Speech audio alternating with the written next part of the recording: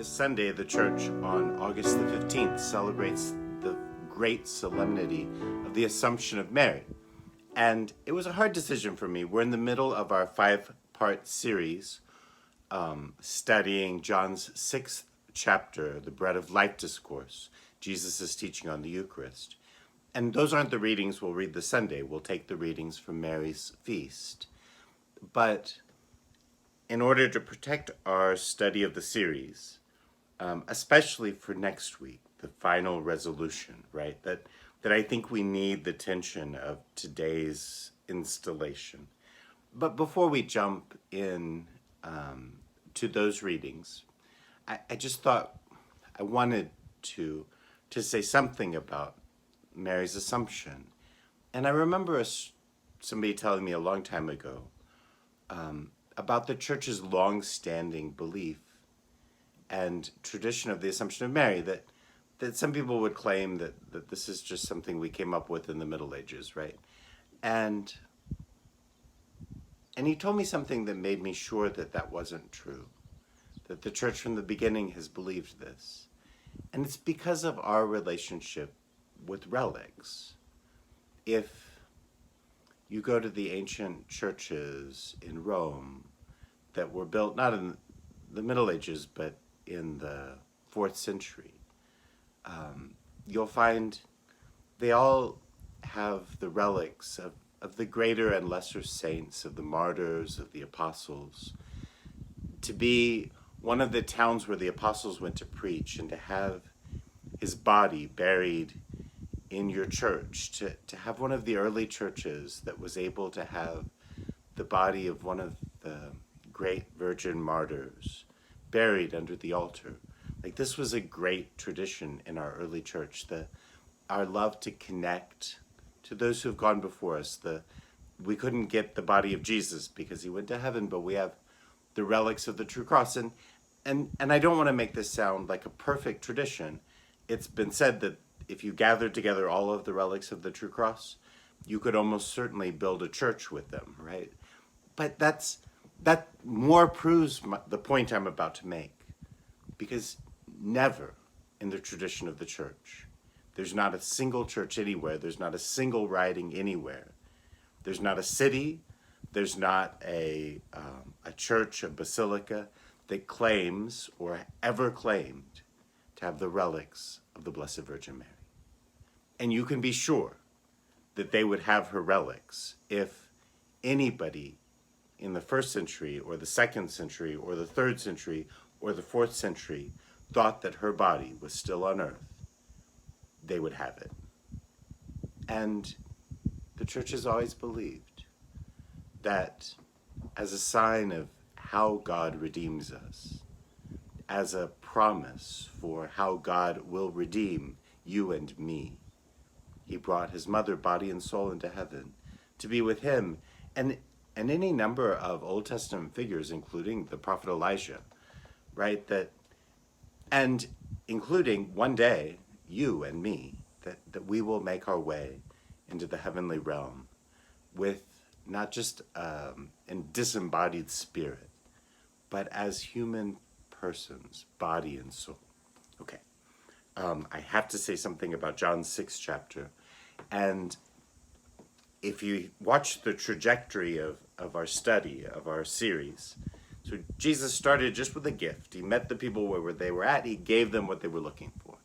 And then he starts to teach, inviting them to want something more, ultimately inviting them to want what the Father gives them, inviting them to want him, his salvation, his love, the first sacrament of the Father, Jesus, right? So he's inviting him, he's placing himself there for them to desire him. And it's not working very well. And so now we come to the moment of challenge. And he's saying very clearly, unless you eat my flesh and drink my blood, you do not have life in you. I am the bread that the Father sent down from heaven. My flesh is the food that will nourish your body. See, he gets very explicit, and the situation becomes very tense. And the people aren't just murmuring anymore, they are arguing. And this is not good. And in order to set us up for what will happen next week, I think what we learn, not just again that bread and wine become the body and blood of Jesus, they do, and not just that we're invited by the Lord to eat his flesh and drink his blood. And if there's something keeping us from that, it couldn't possibly be as important as the life that his flesh and blood gives us. And so we should work towards resolving that as soon as we can, right? Like that's true, but he's saying something more here. He's saying you can't follow me your own way. You can't follow some other me. I am the bread of life. If you're going to follow me, all these people, they left their towns, they left their homes, they followed him, they got hungry because they were sitting and listening to him. He says, you can't follow me if you impose yourself on me. And it's a great struggle throughout Christianity. It's a great struggle in my life that I get these ideas of what Jesus is, of how he should be. And that's who I want to follow. And then he reveals himself in new ways. And I'm challenged and asked if I want to follow him in new ways. We have different popes over the course of our lifetimes. And each of them show us something about Jesus. And we have different bishops over the course of our lifetimes. Or if you're a priest, when you place your hands in the bishops and promise obedience, it's not just to him. It's to him and his successors in office.